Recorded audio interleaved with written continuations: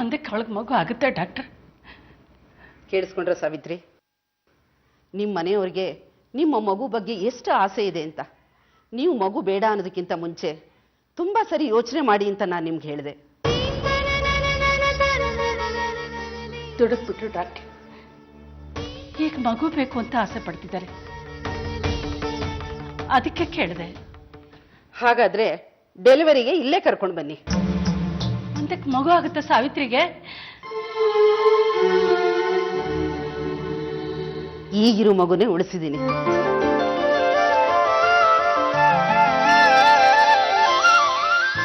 ಅಂದ್ರೆ ಏನ್ ಹೇಳ್ತಾ ಇದ್ದೀರಾ? ಸಾವಿತ್ರಿ ಅವ್ರ ಮಗು ಜೋಪಾನವಾಗಿದೆ.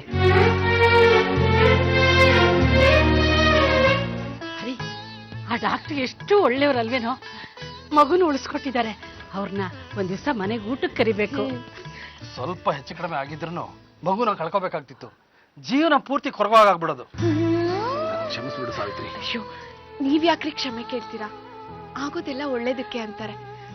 ಮಗು ಬೇಡ ಅನ್ನೋ ಸಂದರ್ಭ ಬಂದು ನಾವಿಬ್ರು ಇನ್ನೂ ಹತ್ರ ಆಗಿದ್ದೀವಿ. ಒಬ್ಬರನ್ನೊಬ್ರು ಚೆನ್ನಾಗಿ ಅರ್ಥ ಮಾಡ್ಕೋತಿದೀವಿ. ಇನ್ಯಾವತ್ತೂ ನಾನು ನಿನ್ ಮಾತು ಮೀರ್ ಹೋಗಲ್ಲ. ನೀವೆಲ್ರೂ ಇಲ್ಲಿ ಸಂತೋಷದಲ್ಲಿ ಮುಳುಗೋಗಿದ್ದೀರಾ ಅಲ್ವಾ? ಅವಳಲ್ಲಿ ನೋವು ನೋವು ಅಂತ ಅಳ್ತಾ ಇದ್ದಾಳೆ. ಅವಳು ಅಂದ್ರೆ ಯಾರು? ಹೆಸರಿಲ್ವಾ? ಯಾರದು? ಅಮೃತ ಅಂತ.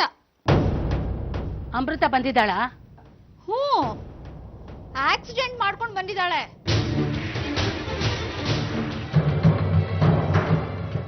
ಇರೋರೊಬ್ಬ ಅಪ್ಪ ಹಂಚ್ಕೊಂಡ್ರೆ ಫ್ರಸ್ಟ್ರೇಟ್ ಆಗಲ್ವಾ?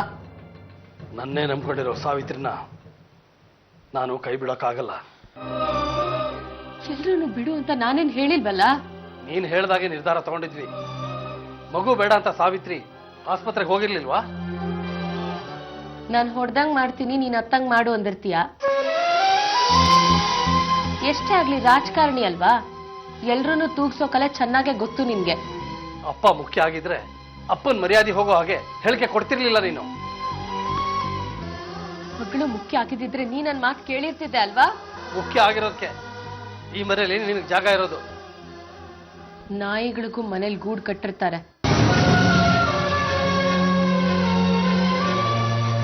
ನಾನು ನಿರ್ಧಾರ ತಗೊಂಡಾಗಿದೆ. ನಿನ್ಮೇಲೆ ಆಣೆ, ನಾನು ಇನ್ಮೇಲೆ ಯಾವತ್ತೂ ಮಗು ಬೇಡ ಅಂತ ಹೇಳಲ್ಲ.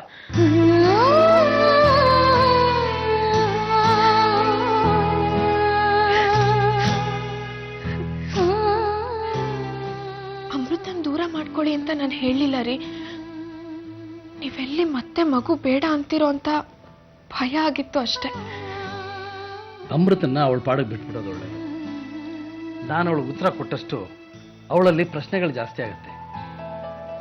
ನನಗೆ ನೀನು ಬೇಕು, ಮಗುನೂ ಬೇಕು. ಬುದ್ಧಿ ಬೇಡನ್ರಿ ಅಮೃತಾಗೆ. ತಂದೆಯವರು ಮಿನಿಸ್ಟ್ರು, ಒಳ್ಳೆ ಹೆಸರಿದೆ, ಒಳ್ಳೆ ಇಮೇಜ್ ಇದೆ. ಈಗ ಪಬ್ಲಿಕಲ್ಲಿ ಕುಡಿದು ತೂರಾಡಿದ್ರೆ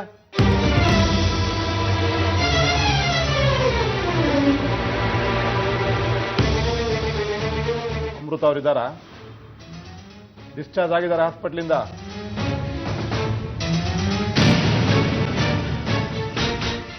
ಮಲಗಿದ್ದಾಳೆ, ತುಂಬಾ ನೋವು ಅಂತಿದ್ಲು. ಬುದ್ಧಿ ಹೇಳಿ ಅವಳಿಗೆ. ದೊಡ್ಡ ಮನುಷ್ಯನ ಮಗಳಿರ್ಬೋದು, ಆದ್ರೆ ಕುಡಿದು ಗಾಡಿ ಓಡಿಸೋದು ತಪ್ಪು. ನಾಳೆ ಯಾರಾದ್ರೂ ಬಂದು ಕಂಪ್ಲೇಂಟ್ ಕೊಟ್ರೆ ತಗೋತೀನಿ, ಮುಲಾಜೆ ನೋಡಲ್ಲ. ಇದೊಂದೇ ತಪ್ಪು ಮಾಡಿರೋದು ಅವಳು. ಒಳ್ಳೆ ಹುಡುಗಿಯವಳು, ಗಂಡನ್ ಕಳ್ಕೊಂಡಿದ್ದಾಳೆ. ಅವಳ ಮನಸ್ಥಿತಿ ಸರಿ ಇಲ್ಲ. ಅರ್ಥ ಆಗುತ್ತೆ, ಆದ್ರೆ ಕುಡಿದು ಗಾಡಿ ಓಡಿಸಿ ರಸ್ತೆ ಮೇಲಿರೋನ ಅನಾಥವಾಗಿ ಸಾಯಿಸಬಾರ್ದಲ್ವಾ? ಬುದ್ಧಿ ಹೇಳಿ ಅವಳಿಗೆ. ನಾನು ಬರ್ತೇನೆ.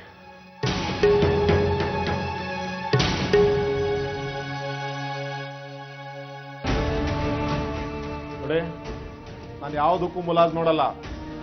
ಕಷ್ಟ ನಷ್ಟಕ್ಕೆ ಬೆಲೆ ಕೊಡ್ತೀನಿ.